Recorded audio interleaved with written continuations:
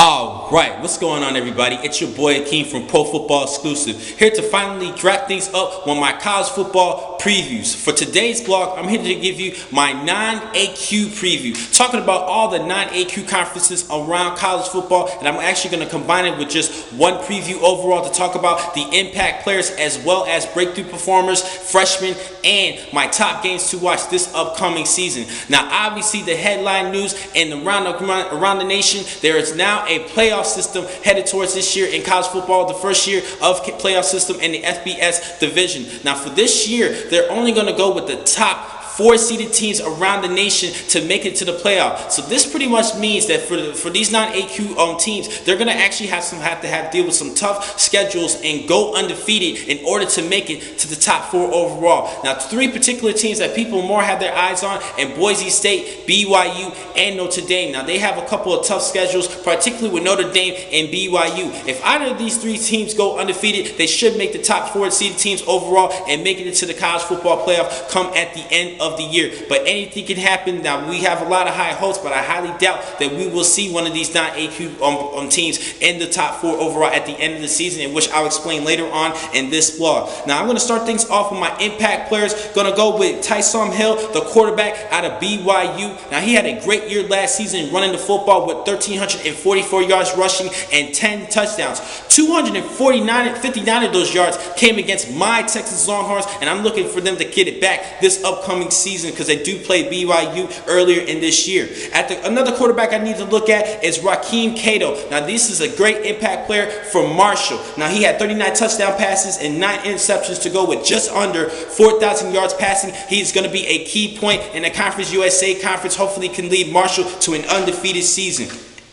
At running back, I have 2 players in particular, starting with Bowling Green's Travis Green, 1,594 yards rushing and 11 scores, and I think he had a great season. Hopefully, he could lead the MAC conference in rushing this season, and in that MAC title, he rushed for 133 yards and a big win against Northern Illinois. Next running back, Boise State's JG. He's a good running back, 1,425 yards and 18 touchdowns, a big year. He's going to be definitely a focal point on the offensive side for the Broncos this upcoming season. At the wide receiver position, I'm going to have to go with the top receiver of the non-AQ conferences entering this year, and Devontae Davis, who had over 1,200 yards, 1,290 yards to be exact, on 87 receptions. He has decent size at 6'3", 210 pounds, and I think this was a great idea for him to stay for his senior season. Definitely good hands, and he even had 14 receiving touchdowns last season, a great year. Also, due to the fact with running back Tim Cornette no longer with the team, now the ball definitely need to be in Davis's hands this upcoming season, so he's going to even play an even more role. I still think he's going to have over 1,300 yards receiving this upcoming season, and he's definitely a top 10 receiving prospect for the 2015 NFL Draft, hopefully come at the end of the season. Headed over to the defensive side, going to start with the D lineman Martin Ifedi, out of the defensive lineman out of Memphis. Now, he was the first team All-American Athletic Conference performer last season with 11.5 sacks to go along with 52 tackles. Headed over to the linebacker position, going to start with one particular player, a reckless player, and Quashawn Lee, the linebacker out of Arkansas State, who was one of the nation's leading tacklers last season with 134. And one of those particular was a huge pop against Dorial Green-Beckham when they played against Missouri. Pretty much when Dorial Green-Beckham catch the football, his helmet just cracked Quashawn Lee's helmet just cracked Dorial Green-Beckham, in which the ball caused the ball to fly out, which was a pass breakup, a great performer. And I think he's definitely a big impact for Arkansas State defense. Now, 2 particular players from Fresno State. Now, even though Fresno State defense allowed 30 points per game, they still have 2 studs on that defensive side. Starting with linebacker Ejiro Idarim, the linebacker for this team, 62 tackles last season, 10 sacks, and 16.5 tackles for loss. Now, he's definitely going to be a huge impact for the 2015 NFL Draft and an impact for that defense. Hopefully, that defense could sprout up a little bit better this upcoming season, as well as safety Darren Smith. Now, he's a hard-hitting safety with 87 57 tackles, and he was one of the nation's leading interception leaders with 7 interceptions last season, which shows that he has great ball skills for the safety position, and he's definitely another player who a prospect that I'm going to be looking for 2015's NFL draft. And last but not least, the Dejon Smith, the defensive back from Florida Atlantic, he also had 7 interceptions and 13 pass breakups, and with those numbers, I definitely had to put him as an impact player headed towards this season for the Owls. With those great numbers, he's definitely a great cover player, especially a particular cover cornerback, and he definitely has another key prospect for 2015's draft. Now, for breakout performance this upcoming season, I'm going to start off with the quarterback position. I have 2 quarterbacks for you guys. Start with Houston's John O'Korn. Now, he was actually the Rookie of the Year offensively in the American Athletic Conference with 28 touchdown passes and 10 interceptions to go along with just over 3,000 yards passing. I'm looking forward to him have at least 4,000 yards passing and 35 touchdown passes this upcoming year as a sophomore. He's a great performer.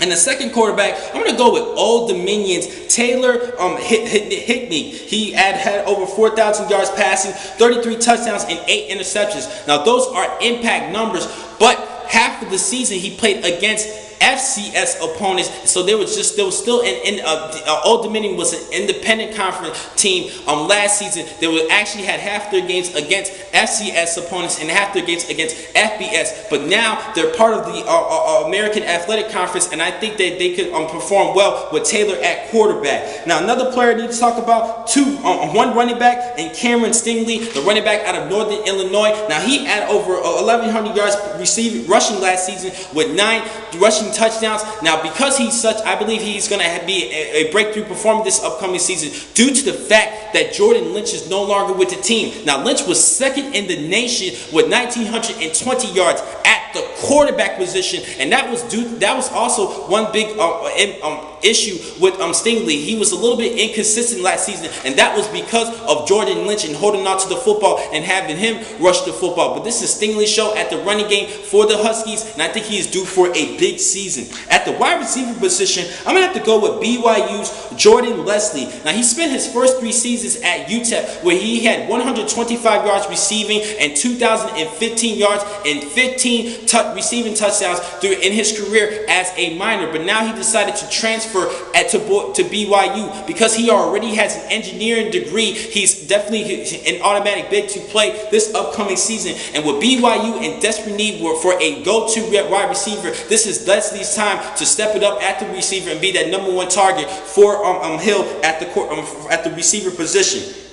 Heading over to the defensive side, I have 2 players in particular that I have my eye on and have breakthrough performance seasons. Michael Orakpo, the linebacker from Texas Tech. Now, the last name sounds very familiar, and yes, he is the younger brother of Brian Orakpo, the Pro Bowl defensive end / outside linebacker for the Washington Redskins. Now, I believe that his little brother, Michael Orakpo, could be due for a big season this year. Now, last season, he was second team All-Sun Belt Conference performer at the linebacker position with 71 tackles, 4.5 sacks, and 10 tackles for loss to go along with 3 forced fumbles. And because of those numbers, I think he will do well this upcoming season. And last but not least, Austin Collinsworth, the defensive back for Notre Dame. Now, with his size at 6'1", 205 pounds, I think he'd be a good dominant presence on the defensive side. Also, due to the fact that Notre Dame has low experience on both sides of the field, so he's going to have to step it up as a leader and a performer on the defensive side. And because of they have the lack of experience, and he does have the experience in the veteran seat, I think he'd be a good leader on the defensive side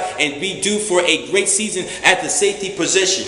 Now, I have 3 freshmen that I have to talk about this year entering for the non-AQ performers. 3 players who are in the ESPN 300. Starting at rank number 92, Dylan Sumner Gardner, the defensive back for Boise State. He is a safety from Mesquite, Texas. Now, he has good size at 6'1", 198 pounds, and he still has plenty of time to get bigger. And I think he could possibly have some some reps playing at the safety position as a true freshman.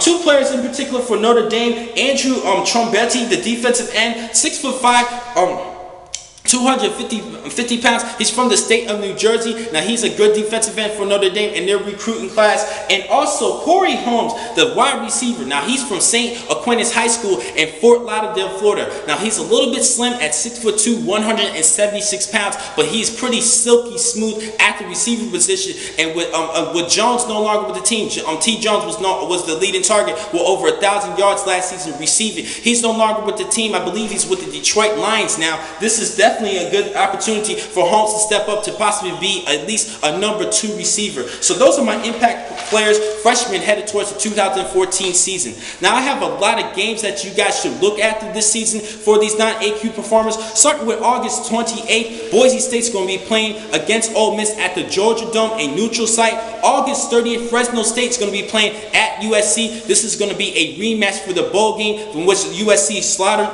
Fresno State last season. September 6th, Michigan's going to be playing at Notre Dame. That is a big rivalry matchup to look at. As well as BYU's going to be playing at Texas, and I must say Texas is definitely going to get it in this season. I'm already calling it out, and I'm definitely looking at Tyson Hill. That performance was a fluke. My Texas Longhorns are going to come back. Charlie Strong is definitely going to step it up and get in that butt. Yes, you heard correctly. I'm already calling it out. My Texas team is going to make a comeback and take that game back this upcoming season, September 6th. Also on that same date, East Carolina is going to be playing at South Carolina. East Carolina has a great impact quarterback in Shane Corden. He had 33 touchdown passes last season. So October 3rd, San Diego State's going to be playing at Fresno State, a decent Mountain West game to look at. October 4th, Stanford's going to be playing at Notre Dame, as well as Buffalo's going to be playing at Bowling Green. That's going to be a good MAC conference game for you guys to look at. Also going back to September 11th, Houston's going to be playing at BYU. That's going to be an interesting matchup. October 18th, Notre Dame's going to be playing at Florida State. October 21st, Louisiana Lafayette's going to be playing against Arkansas State. Now, this game can determine the Sun Belt Championship, and that's why I have them as an impact game for you guys to watch.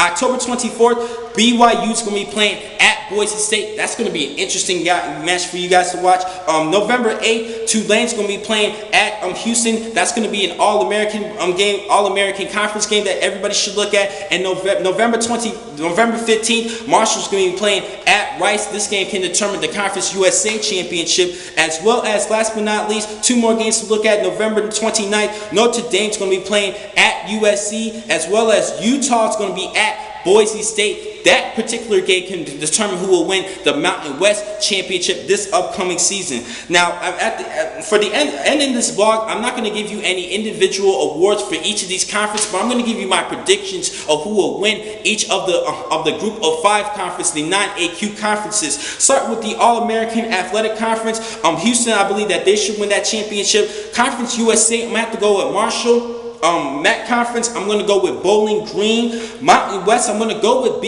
Boise State in that conference. And last but not least, the Sun Belt Conference, I'm going to have to go with Arkansas State because of their defense and Quashawn Lee leading the way on the defensive side. I think they will probably have at most 1 loss in conference play this upcoming season. Now, the team that I believe that has the best chance of sleeping their way to a BCS bowl game, to the playoffs this season for the national championship, I definitely have my eyes on Bowling Green. Now, the schedule is not too sexy, but the Mid-American Conference is not bad. The MAC Conference is not too bad, and they do have 2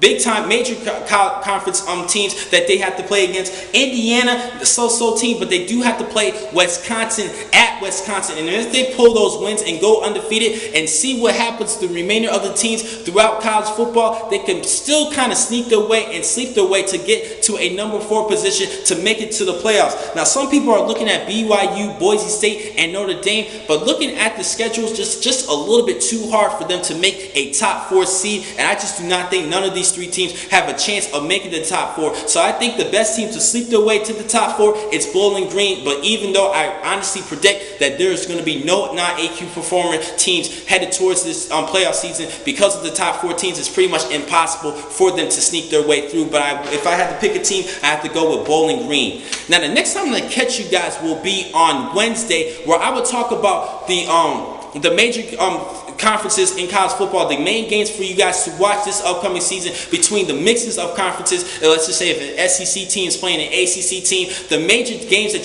the major non-conference games for you guys to watch this upcoming season, as well as my prediction who will win the Heisman and the national championship. Thank you for watching today's blog from Pro Football Exclusive. I'm your man, Akeem McCall. Be easy.